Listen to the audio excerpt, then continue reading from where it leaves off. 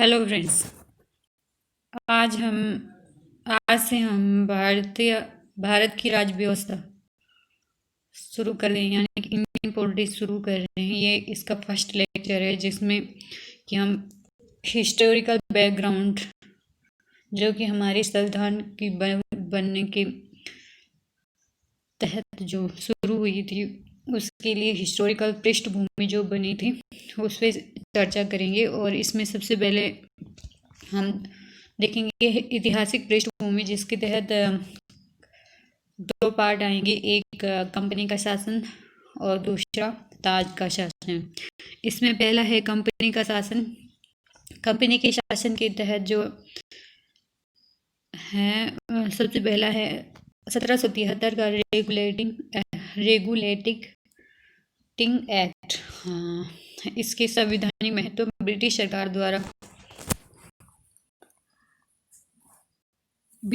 द्वारा कंपनी को नियंत्रित करने का यह पहला कदम था। और दूसरी इसकी विशेषता, कंपनी के प्रशासनिक और राजनीतिक कार्यों का मान्यता मिली। और तीसरा था केंद्रीय प्रशासन की नींव। ये महत्वपूर्ण है कि केंद्रीय प्रशासन की नींव किस एक्ट के तहत या पड़ी थी, तो ये थी 1773 का रेगुलेटिंग एक्ट। और इस अधिनियम की कुछ विशेषताएं हैं, जिसमें है बंगाल का गवर्नर जनरल बनाया गया। और सहायता हेतु 4 सदस्यीय कार्यकारी परिषद का गठन भी किया गया। और जैसा कि आपको लोगों को शायद पता होगा, इस चीज़ को ध्यान रखिएगा कि बंगाल के पहले गवर्नर जनरल थे लॉर्ड वारेन हेस्टिंग्स।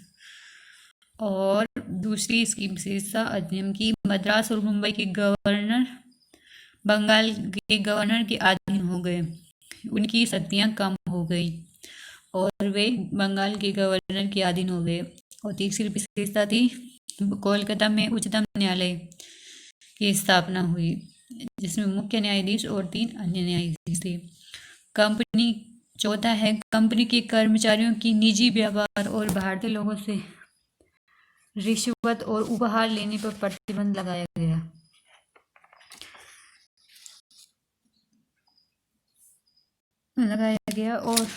और एक फैक्ट है कि ये कोलकाता उच्चतम न्यायालय की स्थापना 1774 में की गई थी, 1774।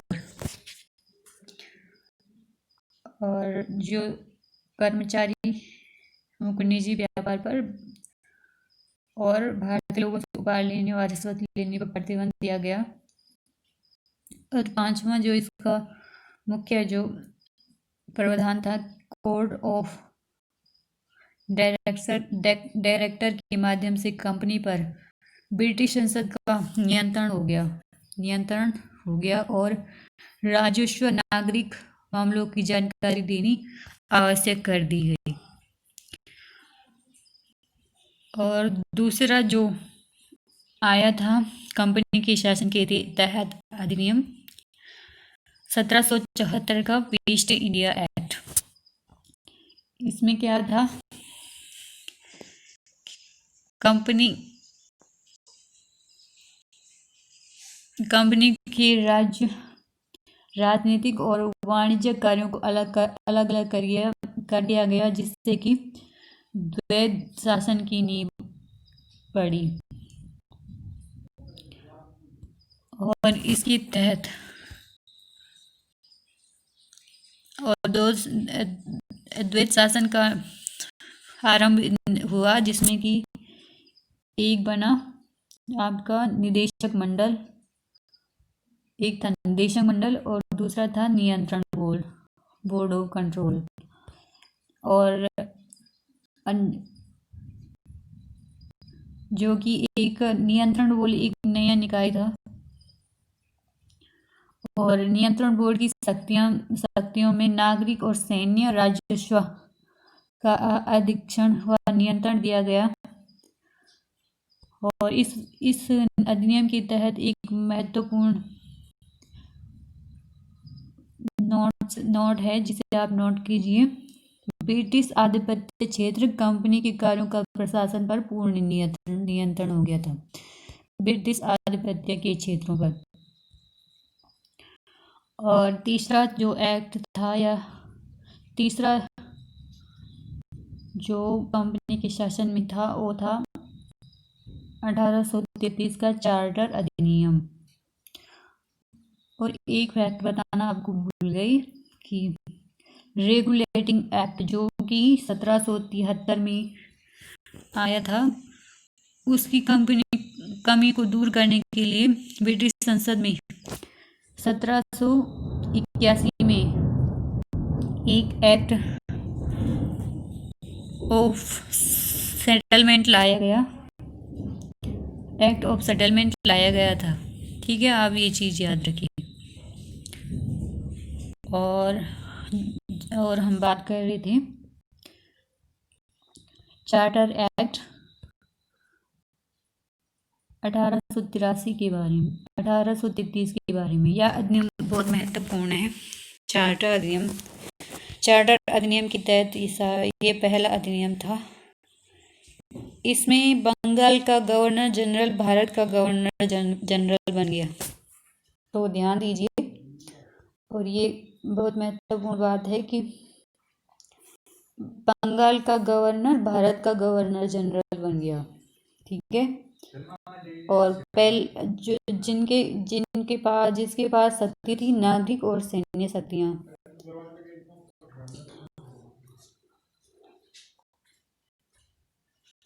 और इस अधिनियम से पहले कानूनों को नियामक कानून कहा जाता था, जबकि नई कानून एक्ट अधिनियम कहलाने लगी।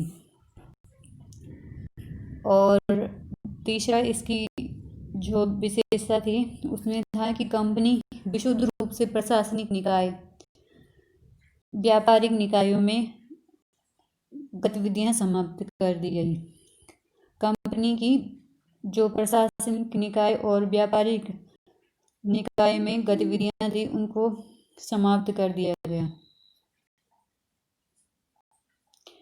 मतलब कि कंपनी अब विशुद्ध रूप से प्रशासनिक निकाय बन गई थी, उसकी व्यापारिक गतिविधियां लगभग समाप्त हो गई थी। और चौथा इसका प्रावधान ये था कि सिविल सेवकों के लिए खुली प्रतियोगिता, चयन की खुली प्रतियोगिता का आयोजन किया जाने का प्रावधान था, लेकिन कोर्ट ऑफ डायरेक्टर्स के विरोध के बाद यह प्रावधान समाप्त कर दिया गया। ठीक है। उसके बाद चार्टर अधिनियम, जो कि अंतिम चार्टर था,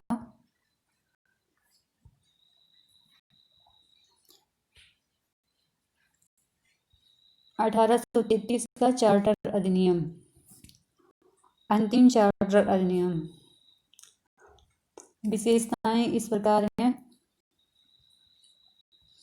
इसके तहत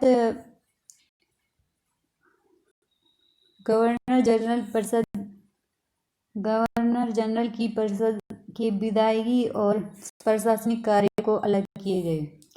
गवर्नर जनरल की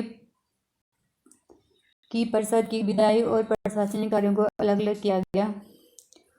और दूसरी विशेषता थी कि विशिष्ट सिविल सेवा भारतीय नागरिकों के लिए भी खोल दी गई।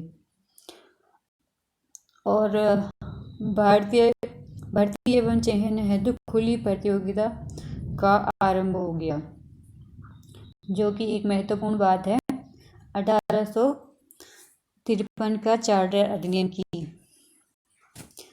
और सिविल सेवाओं के लिए खुली प्रतियोगिता शुरू कर दी गई।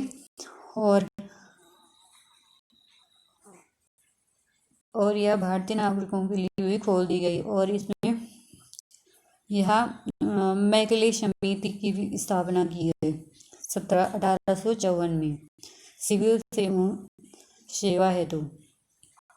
और तीसरी विशेषता की पहली बार भारतीय केंद्रीय विधान परिषद स्थानीय प्रतिनिधित्व पहली बार भारतीय केंद्रीय विधान परिषद में स्थानीय प्रतिनिधित्व